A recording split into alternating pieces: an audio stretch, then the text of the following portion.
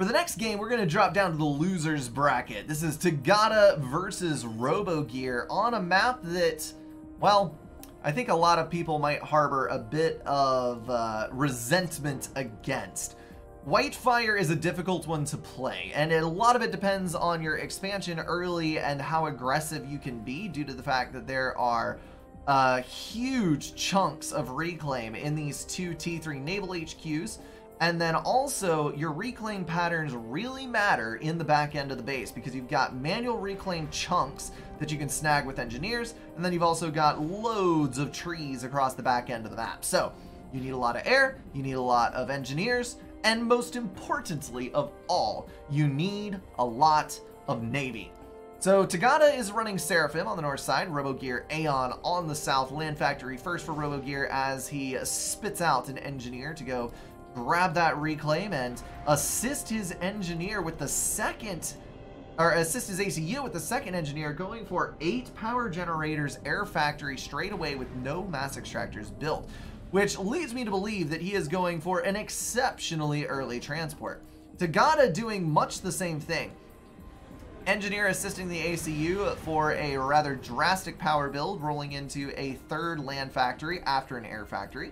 We got the attack move order out here on the engineer to suck up that mass and supply the needs of that initial build. If we switch over to RoboGear, it looks like plus 11 mass with everything being built right now, and he's also laying in mass extractors with engineers as he goes. So once this stuff gets built, we'll see what his spread pattern is after the fact. Engineer is less than halfway done reclaiming this naval factory, and it will probably have to give it a pause in order to not overflow the storage. Tagada on the other side, I'm sure, is in much the same boat. He has just stopped the engineer, going to start a T1 naval factory, and is actually reconstructing his plan. He is going to go for second land factory now, third air factory, and he's reorganized his power grid somewhat. That is going to push back the timing for getting a unit in the air. But this is a relatively large map, remember. I believe a 10K if I'm not mistaken. So you do have a bit of leeway as far as getting the units online to defend from a bomber. So if you can get your power situation sorted more quickly, it might actually be to your benefit to get the extra engineers out from that second land factory as opposed to going super duper early land. What we are going to see though is a relatively quick air scout and interceptor shooting over to the other side. Looks like Tagada is also going for an interceptor out of the air factory, followed immediately by a transport for RoboGear. So that's going to pick up a handful of engineers, probably drop to the other edge. I doubt that we're going to see cross-map drops, but then again, I would be completely wrong. RoboGear is going to take the initiative and try to reclaim his opponent's naval factory to snatch away that mass. That's something that, even if you overflow it, it is beneficial to take that mass. Because if you can prevent your opponent from getting it, the fact that you overflowed it doesn't matter as much as it hurts your soul to overflow mass. You're getting it, your opponent is not. That's going to be 3 engineers for a hell of a quick reclaim. And then Tagada is apparently running extra interceptors as opposed to going for a transport early. So he's really going to have no denial mechanism for this, and also will not be able to go early aggression. He's going to have to wait for this frigate to get out, not assisting it either. And that is going to be far too late to the other side to get anything done. RoboGear, I think with the scouts, has realized that, and he is going to move an engineer over to take these mass extractors on the far left edge of the map. That's also going to give him an opportunity to get a land factory down and potentially deny this entire side to his opponent, which is a huge deal. Because not only will he get that additional early reclaim, but he is then going to be able to totally shut down an entire expansion for his opponent, giving him a long-lasting economic benefit. RoboGear slamming down even more power generators as he goes for an additional 2 naval factories. This is going to give him more mass than he could hope to consume, though he is doing his best to keep up with it. Oh my goodness, he might actually spend it all. And then he's going to get a frigate out to the right-hand edge, just barely getting radar coverage across this naval factory to see whether or not his opponent throws anything at him. I'm going to go ahead and bump this up to 2 speed. Since we are starting this game after the fact, watching the live replay, I don't want to get caught up in it too much if we have other games going on. Tagada is in for a rude awakening over here. This is what makes the dastardly Aeon so difficult to deal with on water maps. That hover tank has managed to make it all the way across the map to harass mass extractors and build power on the opposing edge. Gonna kill an engineer there and then start moving across into the expansion. That is a hilarious thing if ever I've seen one. We've also got engineers dropping over to the left for Tagada. No, those are going to be moving in to the main expansion area. So RoboGear is going to get a bit of time with these mass extractors. Definitely enough to pay for them. They pay for themselves in 18 seconds, I do believe. And quick reclaim on that engineer, followed by additional drops, and that is going to be a cleanup crew for Tagada. So a bit late to the start, but he is going to come back with a vengeance. That's also going to give him 3 frigates in the water versus 2 on the right-hand side. Very beneficial numbering for him. And he should be able to get out enough frigates to deny a lockout by RoboGear. So RoboGear in the end is going to come out quite a bit stronger. He's running 3, 6, 9 naval factories, a hell of a pile of build power. But Tagada, if he can get stabilized, should still be in a position to come back. You'll notice that RoboGear has just about wiped clean the entire backside of the map of Reclaim and is now starting to work his way across to the right-hand edge. Tagada, on the other hand, did not go for his trees, but is getting up most of the mass across this edge. Tagada also running a very nice air advantage, which could come in useful later. RoboGear, in response, adding in an additional 7 air factories. Holy cow, that's going to give him a total of 9. Lots and lots of air units were built that day. And Tagada is simply moving along on 2 air factories. The difference here, though, is that he is assisting. He is assisting quite heavily, and one of those is going for T2. So he should be able to drop a T2 engineer out, get some T2 power generation online, and do a whole lot of good for himself over the next couple of minutes. That is a game freeze, and that is not a good sign for our live replay. That may mean that the live replay has broken due to the game ending in real time. Oh, the game has finished, and Tagada has lost, apparently. I mean, now here's a map that I have not seen a 1 versus 1 on in a while. I played one, I don't know, 2 months ago maybe, on Century Point. It is a 3-player free-for-all map, technically speaking. But it is on the ladder, and you spawn left and right. The 3rd spawn on the southern edge is left open. We've got RoboGear versus Montana for this. Cybern on the right, Seraphim on the left. Probably advantage RoboGear, considering the rank discrepancy. But if I mouse in here, we should be able to see... Ladder rating is 1850 for Montana. And RoboGear's ladder rating is 1765. So surprisingly, despite the 2K rating, Montana actually outranks him in 1 versus 1 score. We'll see how true that holds up over the next few minutes. So, Seraphim player, Land Factory first, going to move out with the ACU and assist this Hydro build very heavily indeed. These bases each have 2 Hydros, which is kind of a big deal, because it lets you run, I think, 6 land factories, if I'm not totally mistaken, without building any additional power, or 2 land factories, 1 air factory. without any additional power. So that is a massive benefit that you definitely need to take advantage of early on in the game if you end up playing on this map. Montana is going to send across a couple of raiding units. He's got a hunter going north and south across the center pass. So that is probably going to, well, let's talk about what it's definitely going to do. It's definitely going to break all these tree clumps. Sad though that be, that is going to prevent the efficient reclaim of these T1 engineers, and may also potentially, yes, get a T1 engineer kill. So Montana taking a point up on that. RoboGear taking a bit more of a defensive posture, which it definitely goes to show what a typical ladder player does versus someone who may not play ladder quite so much, or at least not achieve quite such a high rating. That early aggression can often decide games, if not straight up, through eliminating build power and causing cataclysmic failure of your expansions.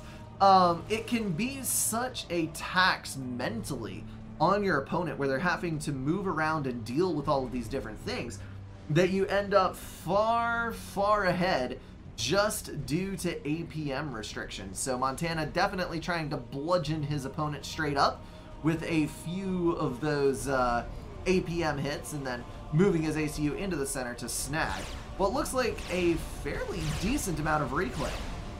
You've got 4 or 5 160 mass Rex, then a handful of Titans in the center for 389 mass each. That is a lot of mass to get your hands on, and some of it does not even require walking into the point defense to grab. Rowie pointing out with 100 bits, appreciate that, man, that Montana plays a lot of ladder. Well, yes, it definitely shows. RoboGear gonna take quite a bit of unnecessary damage there from that turret, shredding about 25% to 30% of his HP. That's gonna give him a pretty severe disadvantage straight up against the enemy ACU, and with the extra Mantis moving in, that is going to cause him a lot of heartache as the game progresses, because in a 5x5 map, you kind of depend on how much HP your ACU has in order to float your land endeavors. And when your ACU is already under half HP at 4 minutes into the game, that severely hampers your ability to influence the map, because you have to constantly pull back your ACU until you're able to gain a couple of veterancy. So, well played on Montana's part, putting that extra pressure on the ACU to force it back. That is going to leave RoboGear in a bit of a dire situation as far as the central landmass combat goes. So, taking a look at the rest of the map, while everything else is settling, let's say, in the center, Montana has been able to move quite a few units down towards the south. Now, a couple of those are going to be, well, essentially expansion denial, or expansion raid denial on that edge. But he will have a few tanks left over, and that's going to give him an opportunity to move in on RoboGear's southern edge and potentially raid out a few mass extractors. Montana standing strong, as the mountains of Montana do, on the front edge, pushing RoboGear back again with his still significantly higher HP ACU. 3,600 on the dial for RoboGear. That is not a healthy readout for any ACU's HP. And we're starting to see the point defense fall on this center base. So as soon as those are down, it's going to be a race to get the reclaim. And I hate to say it, but whoever has the most HP on the ACU is probably going to come out ahead in that reclaim battle. And that is going to give lots and lots of mass to fuel the production of whichever player gets it. Gun speed upgrade going down very precariously on the front line. I'm not sure that Montana actually saw that start. I don't think he did, but he decided to put a little bit of pressure right particularly then, and it forced RoboGear out of that upgrade, which is quite the handy thing when you don't want to be facing off against a gun upgrading commander. And that is going to cause just a little bit more of an issue for RoboGear even than he had previously. Now Montana is doing that thing that we talked about, where he stands still under the fire from an artillery. Oh dear. That was about 3,000 HP in a handful of Zooey shots. And that is going to leave RoboGear with an almost evenly statted ACU and a superior number of tanks. I am not believing that. He actually succeeded in coming back from that nonsense. Montana's going to have to try to save himself. Units were out of place raiding on the south side. If he can keep his ACU alive, he'll be in good shape. But it looks like he is going to pull back, going for the mutual and surviving on 130 HP. RoboGear able to snag that win. He was so incredibly close to the tie. The slightest misplacement of units cost Montana the game. He didn't move his ACU out from under the artillery volley, and he had 10 tanks that were on the south side of the map. And that was all it took to lose the freaking game. That is what a 5K map looks like in 1v1, guys. Get your build orders optimized, do the best you can with unit management, and hope that you don't get one of those missteps. Well played all the way around. Our next map comes from round 2 of the winners bracket. This is going to be Ajax versus Thomas Heat. Closely rated players, both of them extensive 1 versus 1 ladder players. And the map, well, Coldfire Crossing is a bit of an odd one. You may recognize this as the pizza map, Crossfire Canal. However, this one does not have water. So what you have is segmented land masses with mass extractors all over the place and no advantage for hover or for naval play. So you end up just trying to spread out as quickly as you possibly can, because this is a very large map after all, 20K. You spread out as quickly as you possibly can. Wait, yeah, I think it's 20K. It might be 10K. Somebody in chat will correct me if I'm wrong. It's a large map and you need to get out quickly. That is where we're going on this. So Ajax is going to lay in a total of 5 power generators, it looks like, and a second air factory after his first factory was also an air factory. Are shenanigans afoot? We may never know. But I don't think he has enough power generators to actually build anything that would qualify as shenanigans, so I'm thinking engineers only from the start. Thomas, on the other hand, has gone for first bomber. That is power generator, air factory, 2 power generators, bomber out, air scouts, and then engineers after the fact. Ajax has got a scout across that, so he should be able to see what his opponent is doing. That would be an advantage of going air factory first. You can pop out a scout and see what is going on. But this is going to be a devastating initial blow from Ajax, or for Ajax. Thomas Heat taking out both of the engineers that were constructing the hydro. That is going to set Ajax's build back multiple minutes, and he's going to try to use that bomber to its best effect, taking out engineers in as many locations as possible. That's going to be all 3 expansioneers that were outside the base. Now we've got Micro going down on the 2 in the center here. Thomas Heat completely overstepping that, moving the bomber around to try and get off a ground fire, and then deciding to go instead for the air factory. Not exactly sure what was there. Could have possibly been a misclick, but he is now going to go after the P-gens. So we've got an interceptor out that is going to go after the bomber, miss entirely on the first round as we get a hover bomb. Ajax assisting the power generator in order to get that out of range of detonation so he doesn't lose multiple, and able to get the bomber shot down. So the play here is that the T1 bomber first drastically sets back your expansion. It costs a lot of power. It costs a lot of resources that could otherwise be spent on getting more resources. So you end up very slow after that. But if you can cause enough damage to your opponent, you come out ahead. And I think that Thomas may have actually been able to do that. He was able to shut down the Hydro build. He was able to eliminate the Southern Expansion Engineer. He was able to do a bunch of damage to the Cybern power generators, which are regenning because Cybern. And he himself has been able to move out now into the surrounding territories. He's 4 mass ahead. He's power ahead. It is looking pretty dang good right now. And Plasma Wolf does confirm that it is a 20 by 20 kilometer map. So I was right the first time, as so rarely occurs.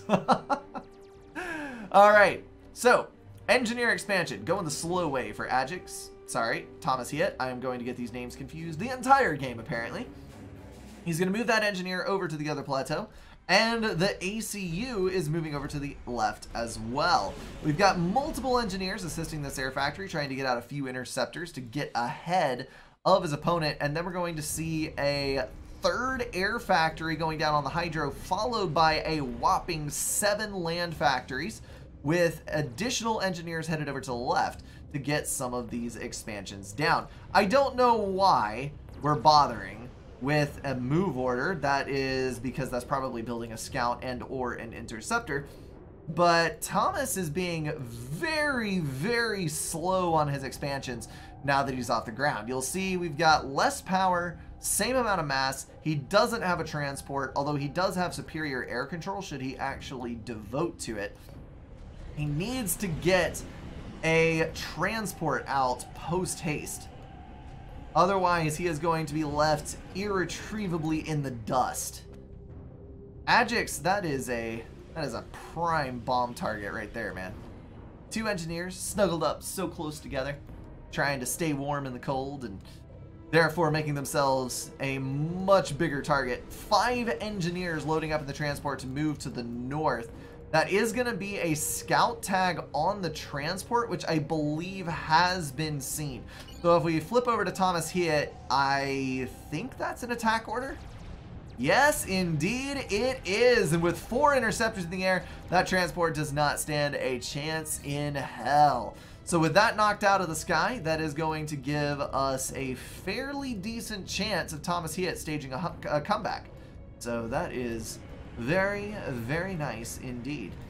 I still don't see any plans for a transport, so I don't know what exactly the idea is for expansion on this edge, but apparently Thomas Hiet just wants to move an engineer in casually. Oh, so freaking casually. And build a land factory with only 1 fragile little engineer body. I cannot imagine that this would ever result in a bomber taking out your expansioneer and shutting the entire thing down. There's just no way that that would happen. Thomas Hiet, with the move of the ACU onto the left side, is basically guaranteeing himself 2 plateaus here. So the initial plateau has a fair bit of build power, has multiple factories, has all the build power close by as well. This is very unlikely to be taken out. That ACU, I was actually having a discussion of this with someone in the YouTube comments not too terribly long ago. They were commenting on, my goodness, it looks like you guys are playing a MOBA the way you use your ACUs on the front line. I would have never thought you played this game this way. It's like a base builder, and I'm not being mocking. Like, there's a lot of people who think about it that way. But your ACU, it's 2 T1 engineers worth of build power. It's 20 tanks worth of combat potential. Why would you leave it in your base? Especially in the early game where it's unlikely that it could be sniped off. If you put it in one of your expansions, this is exactly one of the situations that I discussed in that comment. You're able to guarantee yourself the safety of both of these. Because if you only have 1 factory, or if you only have 2 or 3 engineers and no factory, 1 drop, 1 bomber, this is done. You have your ACU over there, there's nothing your opponent can do till late in the game to actually push that ACU out in order to take the expansion away from you. So very nice placement there for Thomas Hiet.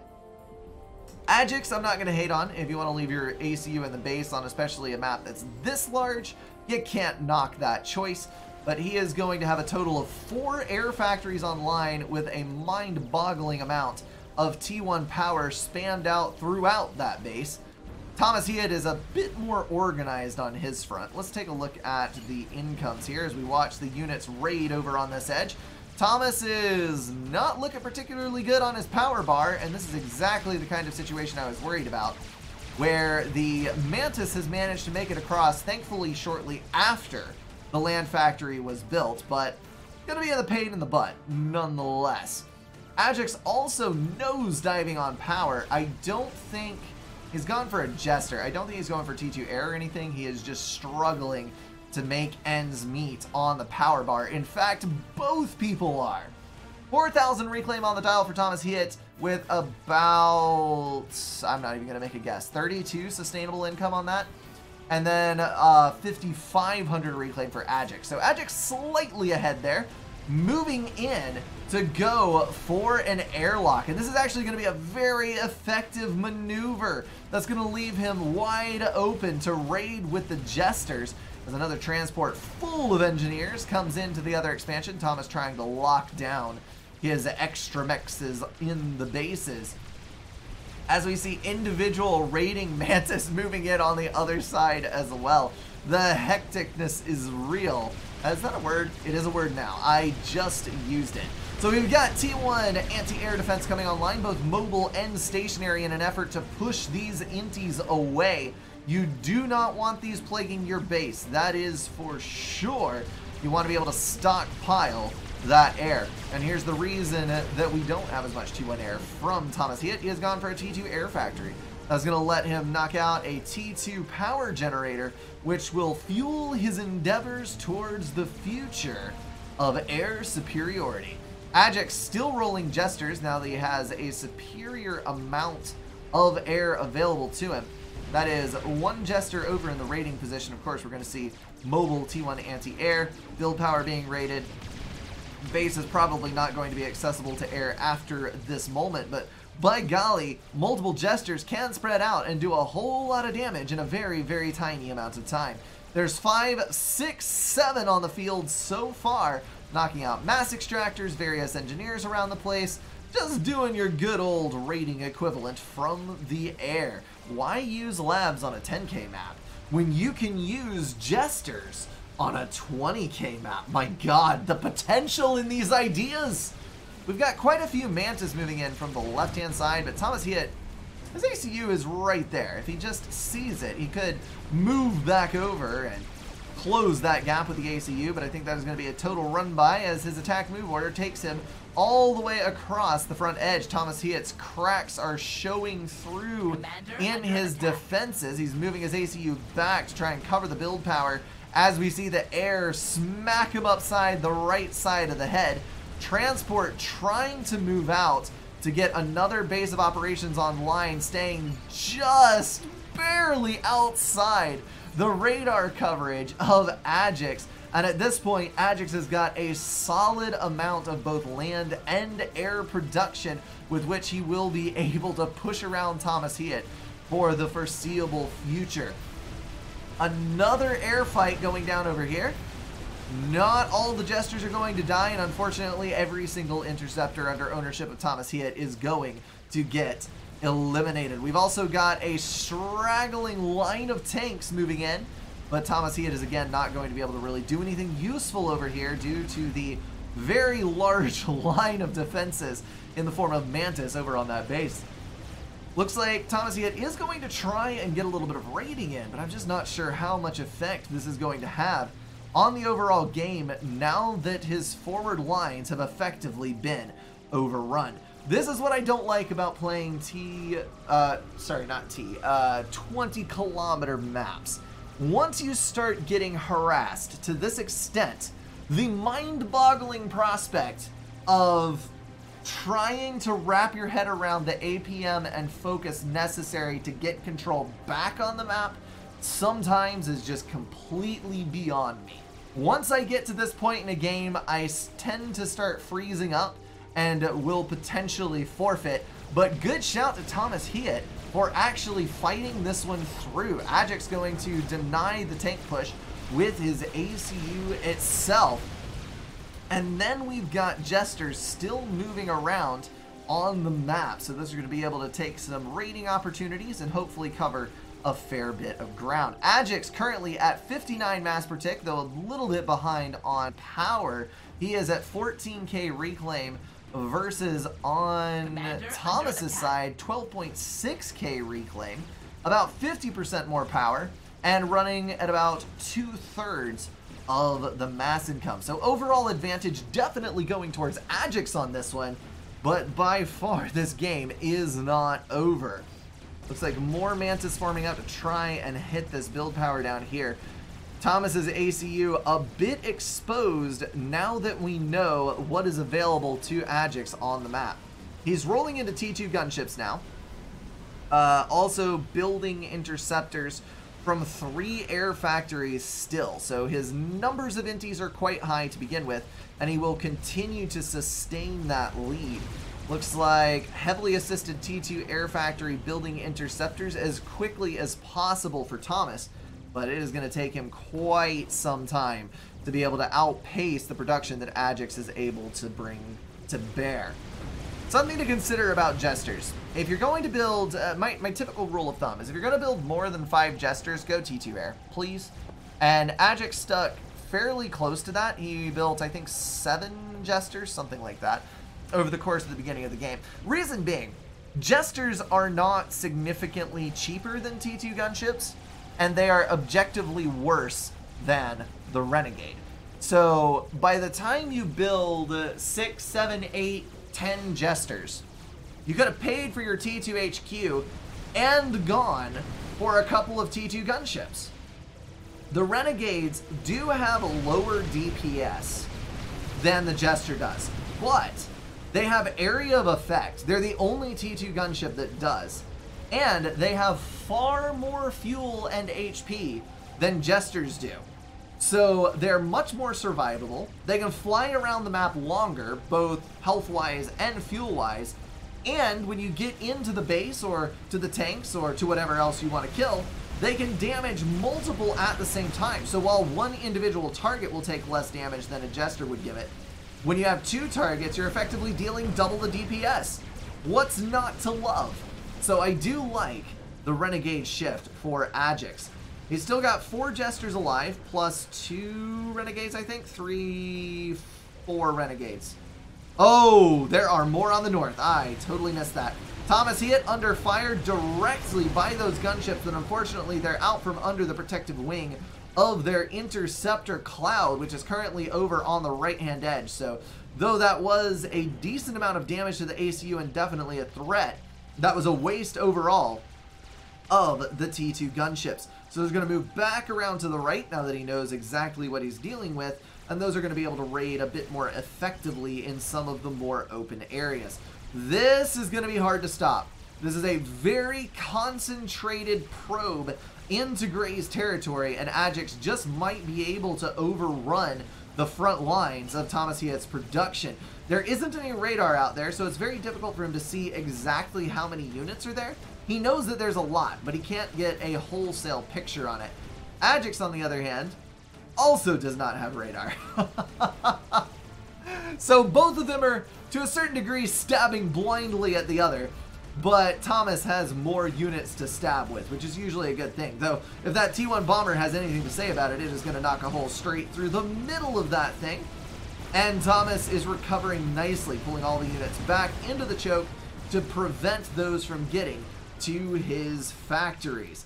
That is going to leave the map once again in a stalemate. Going to leave a lot of reclaim on the north side of the map. Potentially have a little bit of damage from the run by, but not anything too terribly significant. Let's go ahead and check in on the interceptor counts to see exactly what is going on. We've got 72 interceptors, but about half of them are out of fuel for Ajax. And then we've got 66, but all with fuel for Thomas Hiet. Those numbers are close enough together that in a straight up air fight, either player could win depending on the turns. But the fact that Ajax's interceptors are now out of fuel means that Thomas Heat is going to come out the winner in any air engagement that we have. The only hope that Ajax has is meat shielding with the gunships, but that is still a limited win proposition. Mantis were able to make it around the back edge. That's going to be a dead T2 mass extractor in the back. Probably worth the raid. And it looks like we have another air push over on the left. Now, the gunships were far too far ahead of Thomas's air. Oh my goodness. Ajax not able to use those gunships to any effect to shield against the interceptors.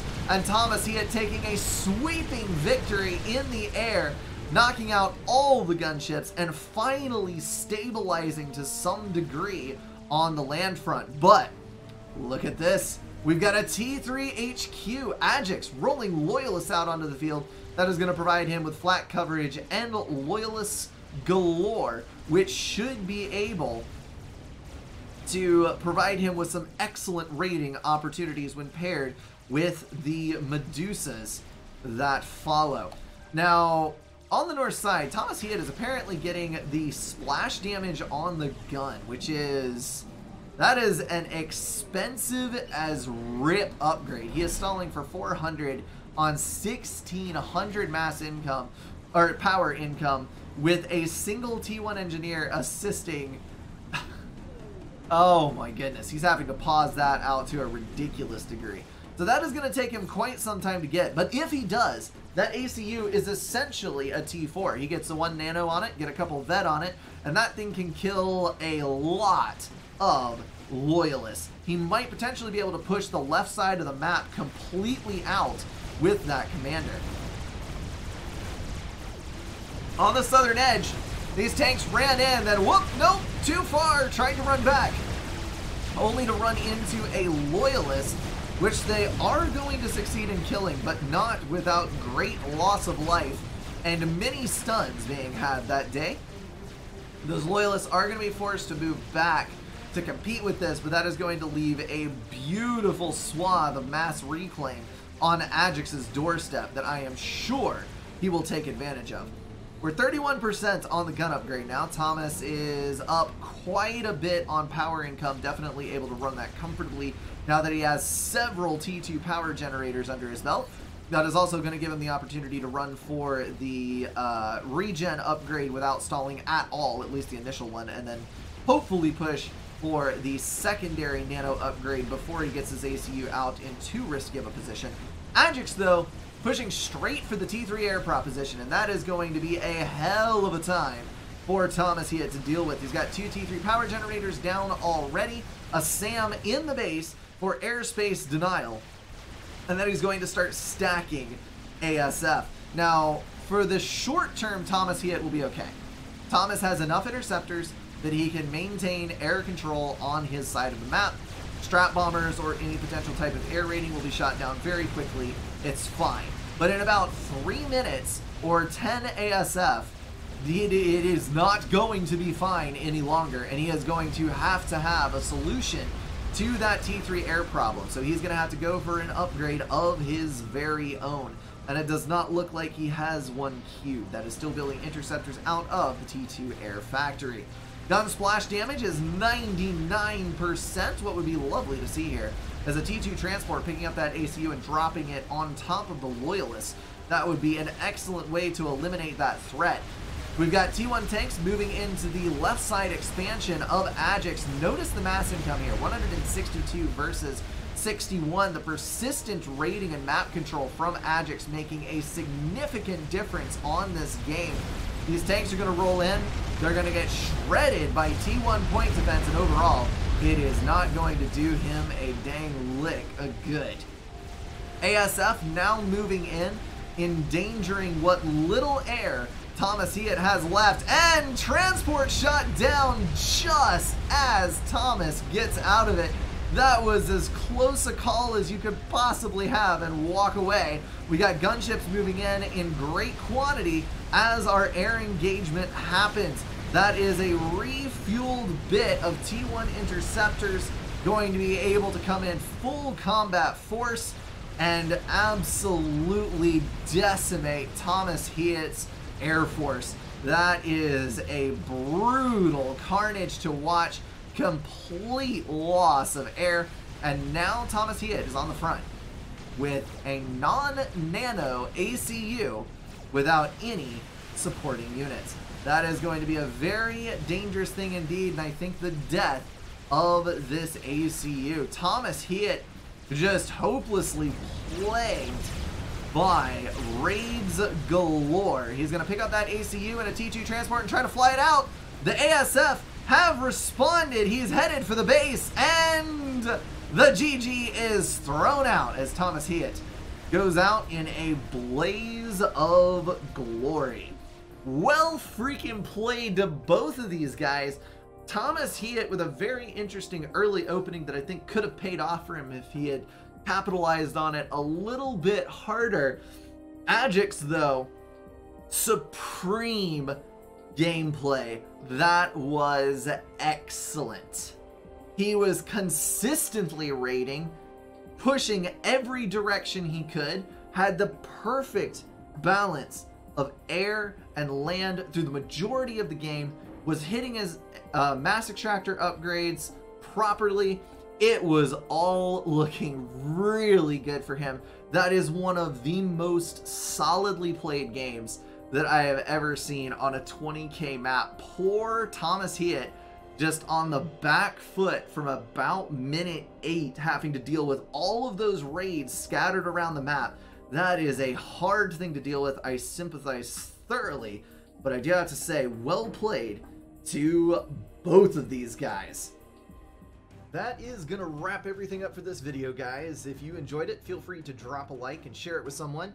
If you want to support the channel, catch the streams, or join the Discord, check out the links in the description. Thank you all for being at least partially insane, and I will see you in the next one.